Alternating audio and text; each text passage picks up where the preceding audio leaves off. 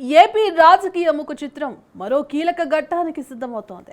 సార్వత్రిక ఎన్నికల వేడి తగ్గకముందే ఇప్పుడు రాష్ట్రంలో పురపోరుకు నగర మోగుతోంది. మున్సిపల్ కార్పొరేషన్లు, మున్సిపాలిటీల్లో ఎన్నికల నిర్వహణ దిశగా ఏపీ సర్కార్ అడుగులు వేగవంతం చేసింది. ఇందులో భాగంగా దశాబ్ద కాలంగా పెండింగ్లో ఉన్న వార్డుల పునర్విభజన ప్రక్రియకు శ్రీకారం చుట్టింది. జనాభా ప్రాతిపదికన వార్డుల సంఖ్యను పెంచుతూ ప్రభుత్వం తీసుకున్న నిర్ణయం ఇప్పుడు రాష్ట్ర వ్యాప్తంగా చర్చనీయాంశంగా మారింది. అసలు ఈ పునర్విభజన వెనుక ఉన్న లెక్కలేంటి? ఏ నగరాల్లో ఎన్ని వార్డులు పెరగబోతున్నాయి? ప్రత్యేక అధికారుల పాలనలో పట్టణ పరిపాలన ఎలా సాగుతోంది?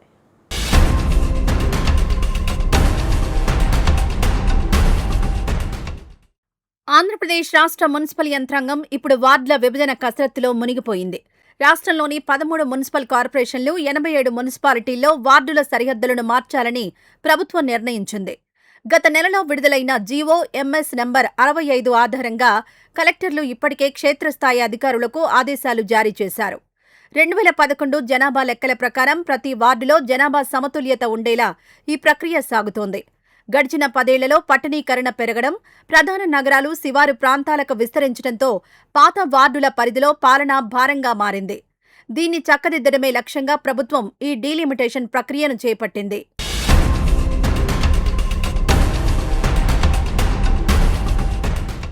ఈ పునర్విభజన ప్రక్రియ వల్ల రాష్ట్ర వ్యాప్తంగా దాదాపు 772 కొత్త వార్డులు అదనంగా ఏర్పడబోతున్నాయి. దీంతో మొత్తం వార్డుల సంఖ్య ప్రస్తుతం ఉన్న 3170 నుంచి 3942కు పెరగనుంది. ప్రధానంగా విశాఖపట్నంలో వార్డుల సంఖ్య గరిష్టంగా 120కి చేరే అవకాశం ఉండగా విజయవాడలో 86 వార్డులకు పెరగనుంది. గుంటూరు, నెల్లూరు, తిరుపతి వంటి నగరాల్లో కూడా సగటున 15 నుంచి 20 వార్డులు అదనంగా చేరనున్నాయి. వార్డుల సంఖ్య పెరగడం అంటే క్షేత్రస్థాయిలో రాజకీయ ప్రాతినిధ్యం పెరగడమే. ఇది స్థానిక నాయకులకు కొత్త ఆశలు రేకెత్తిస్తోంది. 2027లో జరగబోయే జాతీయ జనగణన కంటే ముందే ఈ ప్రక్రియ పూర్తి చేయాలని ఏపీ ప్రభుత్వం భావిస్తోంది.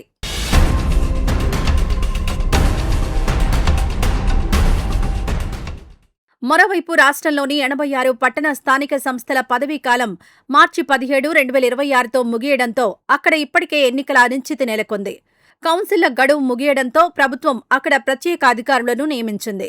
మున్సిపల్ కార్పొరేషన్లకు జిల్లా కలెక్టర్లు, మున్సిపాలిటీలకు జాయింట్ కలెక్టర్లు లేదా ఆర్డీఓలు ఇన్ఛార్జీలుగా వ్యవహరిస్తున్నారు. రోజువారీ పరిపాలన సజావుగా సాగుతున్నప్పటికీ ప్రజలు మాత్రం ప్రజాప్రతినిధులు లేకపోవడంతో తమ సమస్యల విన్నపానికి ఇబ్బంది పడుతున్నారు.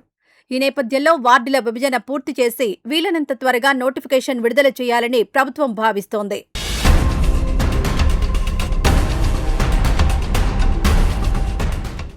ఈ వార్డుల పునర్విభజన ప్రక్రియ కేవలం పరిపాలనా పరమైందే కాదు, దీని వెనుక బలమైన రాజకీయ వ్యూహం కూడా ఉంది. వార్డుల సరిహద్దులు మారడం వల్ల ఓటర్ల సమీకరణాలు తారుమారయ్యే అవకాశం ఉంది.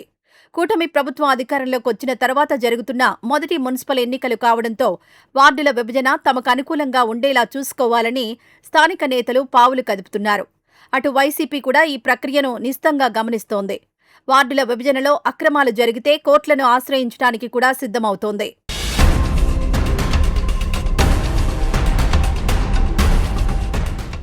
వార్డుల పునర్విభజన ఈసారి పాత పద్ధతిలో కాకుండా అత్యాధునిక సాంకేతికతతో సాగుతోంది.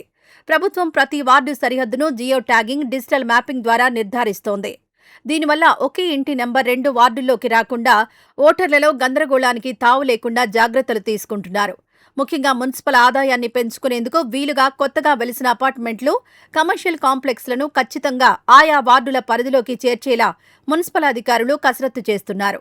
ఈ డిజిటలైజేషన్ ప్రక్రియ వల్ల భవిష్యత్తులో ఆస్తి పన్ను వసూళ్లు, పౌర సేవల పంపిణీ మరింత సులభతరం కానుంది.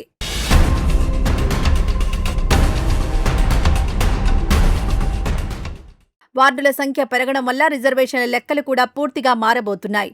గతంలో ఒక వార్డు ఒక వర్గానికి రిజర్వ్ అయి ఉంటే పునర్విభజన తర్వాత ఆ వార్డు స్వరూపమే మారిపోవడంతో కొత్త సమీకరణాలు తెరపైకి రానున్నాయి. ముఖ్యంగా మహిళా రిజర్వేషన్లు 50%, ఎస్సీ, ఎస్టీ, బీసీ రిజర్వేషన్లను కొత్త వార్డుల జనాభా ప్రాతిపదికన ఖరారు చేయాల్సి ఉంటుంది. ఇది స్థానిక నాయకుల్లో తీవ్ర ఉత్కంఠను రేపుతోంది.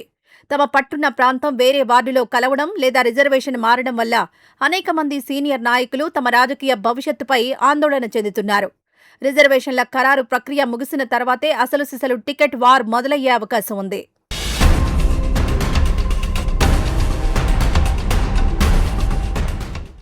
వార్డుల విభజనతో పాటే ఓటర్ల జాబితా ప్రక్షాళన కూడా అత్యంత కీలకంగా మారింది.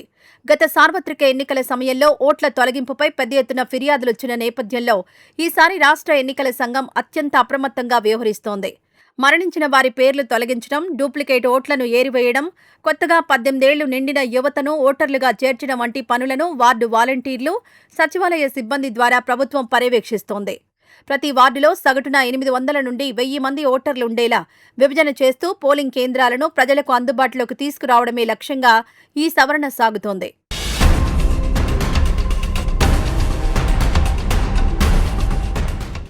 మొత్తానికి ఆంధ్రప్రదేశ్లో పోరుకు పునాదులు పడుతున్నాయి. వార్డుల విభజన ప్రక్రియ పూర్తి కావడమే ఆలస్యం. రిజర్వేషన్ల ఖరారు, ఆపై నోటిఫికేషన్ వెలువడే అవకాశం ఉంది. అభివృద్ధి మంత్రంతో కూటమి ప్రజా వ్యతిరేకతను వాడుకోవాలని వైసీపీ ఎవరి వ్యూహాల్లో వారున్నారు. మరి ఈ పట్టణ పోరులో పైచేయి ఎవరిది అనేది తేల్చుకోవడానికి స్థానిక ఎన్నికల నగారా మోగించడానికి పార్టీల శ్రేణులు సిద్ధమవుతున్నాయి.